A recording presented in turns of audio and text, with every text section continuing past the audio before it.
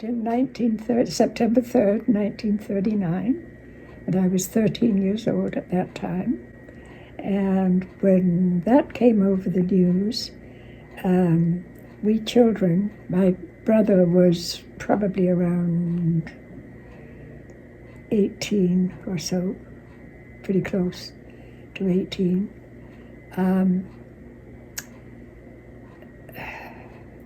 About 20 minutes after? 20 minutes after we heard it on the news, there was an air raid sound.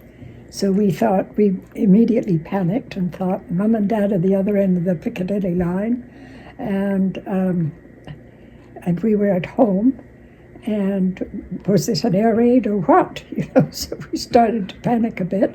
But however, it turned out not to be. I think that the siren was let off to allow everybody to know that there was a war. We were now at war. And this was the sound you were This was the sound we were going to get used to.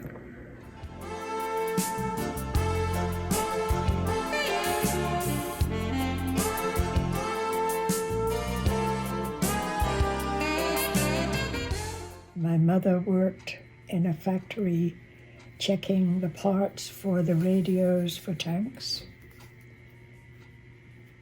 So they're both during war effort. During the war. Yeah. And your brothers? And my brother joined the Air Force. He was 18 and war broke out. He joined the Air Force, and my sister was in reserved occupation because she worked for a motor company in London and as a stenographer, secretary. And they, of course, got taken over to be making or dealing with motor vehicles for the war. Mm-hmm. So that was reserved occupation. So at night, where I was being an air raid warden, she was going into Hounslow West, and I don't know where she went, but she was rolling bandages and stacking them. In the evening? Pardon? At night, At night, yeah. After work, yeah.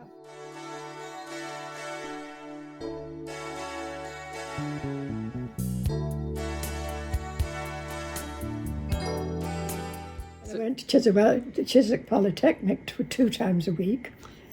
And the other nights you were? And the other nights I went home at an air raid warden after dinner, put on the uniform and off to the air raid shelters. And what did you do with that? With that, I never actually had to carry it, but we had a bucket and stirrup pump and a supply of water.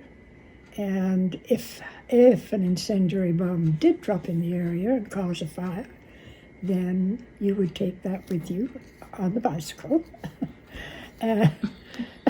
hanging off the handlebars, and you would put out or start putting out the incendiary fire until the fire people got there. The main job for that, though, was riding around the streets and checking that all windows were completely blacked out, not a crack showing. And on our windows we had brown sticky tape crisscrossed all the way down every window so that if a bomb did fall, crash your windows, it wouldn't drop in on you. So that was that. If a bomb were to drop in the area, I only recall one ever happening in my area, but there were air raid shelters that we had that our parents, or my dad, used to dig out and put kind of like corrugated iron over the top, like a Nissen hut. Do you know what a Nissen hut is? Mm-hmm. Okay, only a small version of that. And he built bunk beds in there. And during the Battle of Britain, of course, that's where we went every night to sleep. So the Battle of Britain, you were still doing this traveling? I was still doing this air raid warden thing, yes. And going into London to work? Going into London to work. Tell me a bit more what it was like living through that. Well, it's hard to say because as long as you were still alive, you just went to work, and there were areas that were bombed, and you'd have to walk past them, and there were obviously people who were killed, and but you just went to work. You just ignored whatever you could.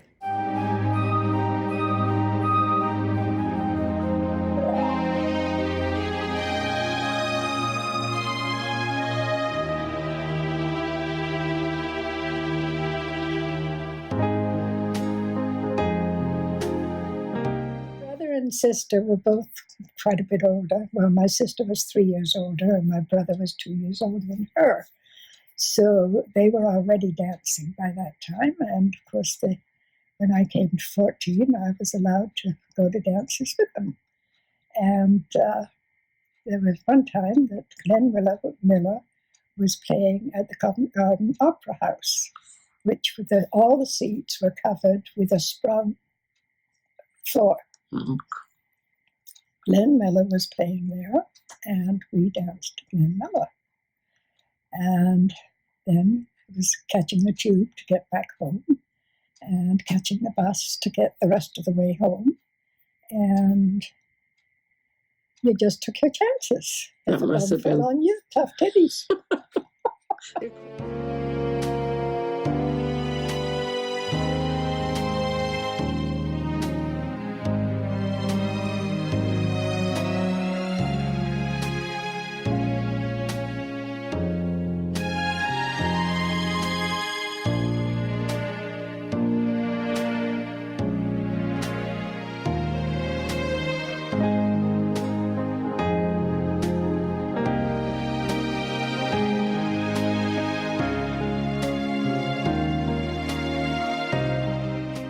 Did have rationings. Did we ever? We had coupon books. Everybody had a coupon book, and you had everything was rationed except such things as maybe if your butcher was lucky enough to get a rabbit, and you were lucky enough to get there in time to be the one to buy that rabbit, then you were lucky, because that wasn't on coupons. But all of it, even clothing or fabric. If you wanted to buy fabric, you had a coupon that you had to use to buy anything and everything. Clothing, butter, a pound of butter a month for 6 people.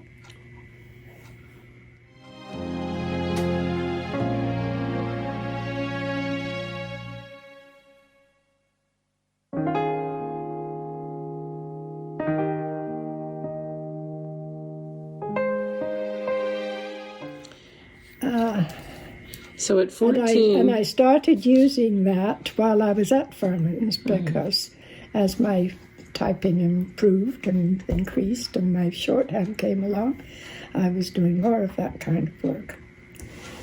So, and that was located across the street from St. Mary's in the Fields Cathedral, where there was a crypt. And that's where I would used to be sent. If there was an air raid warning in the daytime, I would be sent across there for safety. And I couldn't be working, so I used to take a book and read until the all clear came, and then I would go back to work across the street.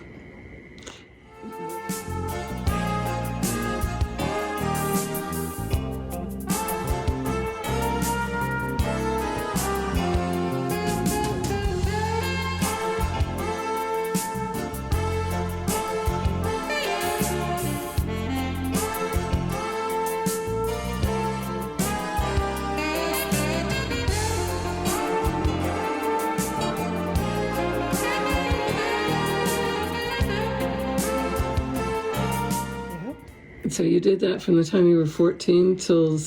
Oh, I was only there for about a year because as conscription took over, all the staff were being taken, so there were no chambermaids and maids and waiters and so on and so forth that you had in hotels.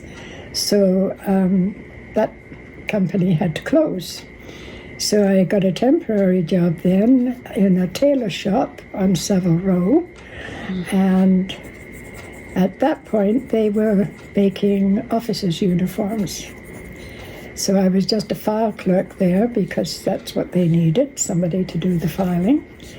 And that was a temporary, so I then got a job typing, doing general factotum office work at the Lady magazine. Mm-hmm. And the Lady magazine was located at Charing Cross, and Furman's Employment Agency was also at Charing Cross. So from Savile Row, which was in Piccadilly area, went down back to the area where I first started.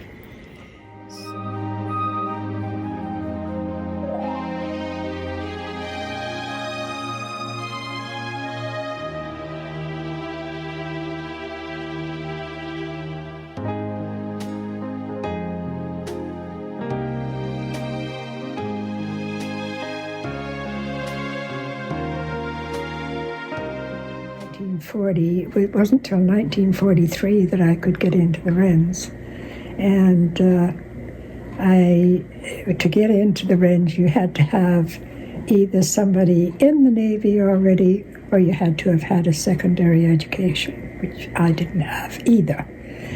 But one of the directors of the magazine that I worked for, the Lady, was a commander in the Navy, and I told him I wanted to go join the WRENs, and would he put in a word for me?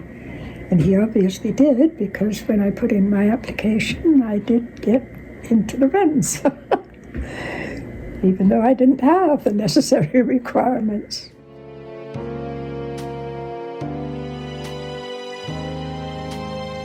Mm-hmm. And the first place I was transferred to was the Special Boat Unit, and I didn't know that at the time.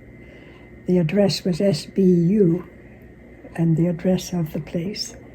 I didn't know what SBU stood for, but that was a big mansion, and we lived in the mansion and worked in the mansion. So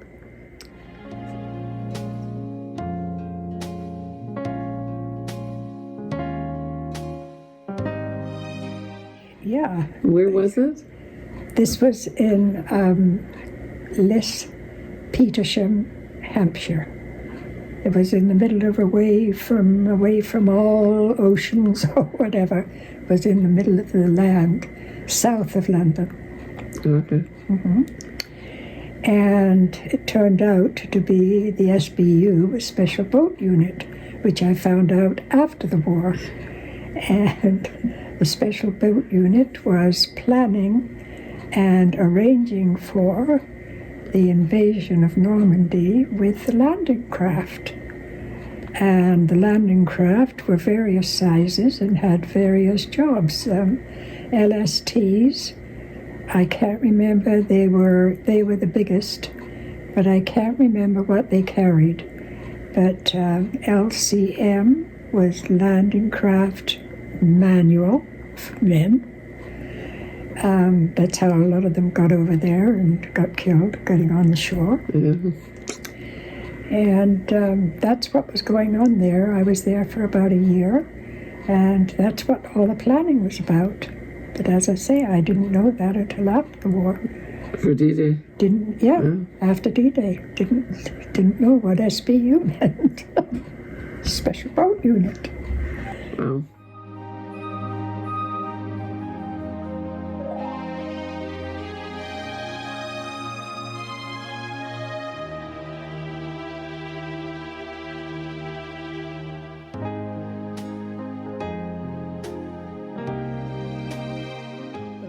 Was about a year, and then I was transferred south to Portsmouth, and they fiddled me around there in Portsmouth for 2 or 3 weeks, And then they shipped me out to Calshot.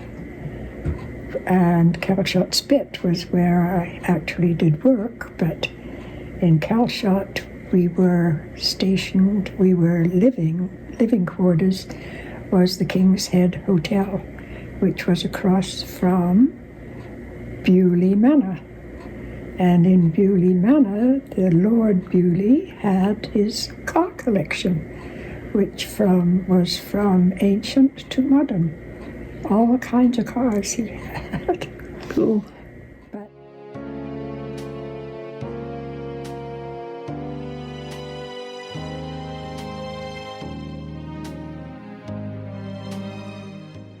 But the actual place where we worked was the end of Calshot Spit, which was like a mini fort at the end of it.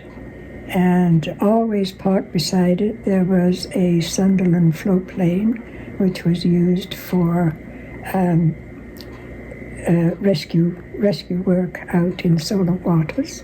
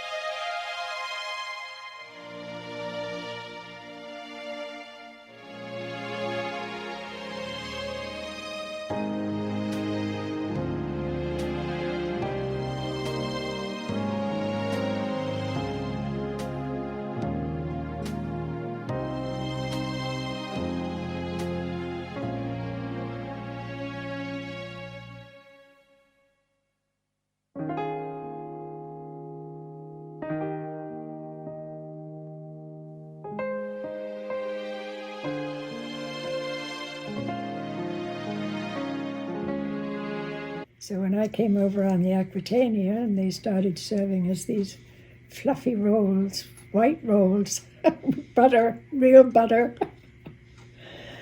we just, those of us that weren't being seasick, I was one of the ones who didn't get seasick, and we just lolloped those down as though they were going out of style. Bet.